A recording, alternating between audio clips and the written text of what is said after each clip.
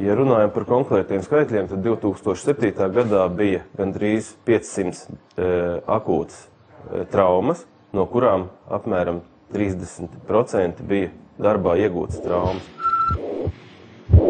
Bieži vien ir tā, ka pacients pats bija vainīgs, jo noņēma aizsargu ierīces, jo tāpēc, ka katru reizi cilāt augšā lejā šo zāģa aizsargu vāku viņam ir apgrūtinoši. Ja? Vieglāk ir bez aizsargu ierīces zāģēt un to darbu it kā padarīt ātrāk, bet līdz ar to tas darbs ir uz pusi nedrošāks. Ja? Tad pirmais, ko varētu lūgt padomāt pašiem darbiniekiem par savu drošību, lietot šīs drošības ierīces. Ne tikai, teiksim, savas ķiveres un brilles, bet arī neņemt no zāģiem tiem paredzētās aizsargu ierīces, aizsargu blokus un tam līdzīgas lietas. Kā arī atcerieties to, ka, teiksim, ja ir tev tik bīstama ierīce, ar ko tu strādā, kad nedrīkstētu strādāt viens pats, jo jābūt ir otram cilvēkam klāt, kurš to var izslēgt.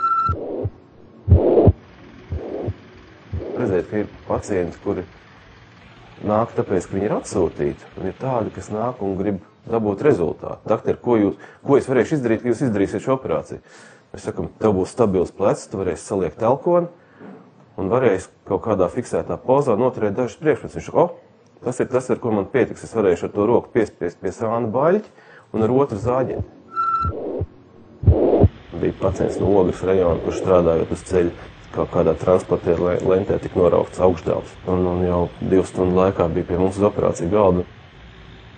Protams, kad vēl būs ilgs rehabilitācijas periods, būs vēl arī citas operācijas, lai šī roka varētu funkcionēt, jo tādā līmenī norauta ekstremitāte, protams, nevar vienkārši piešķirot sākt darboties. Ja var saglabāt roku, ja viņi var piešūt, ja viņi var daudz maz funkcionāli atjaunot, tas ir daudz labāk nekā nejūtīga protēze.